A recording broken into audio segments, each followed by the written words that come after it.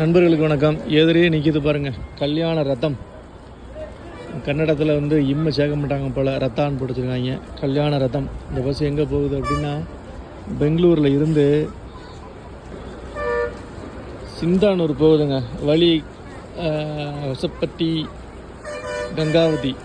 நீங்கள் ஹம்பி போகணுன்னு நினச்சாலும் இந்த கொசப்பட்டியில் இறங்கி நீங்கள் அங்கேருந்து ஹம்பிக்கு மாறிக்கலாம். ஒரு 17 கிலோமீட்டர் தான்.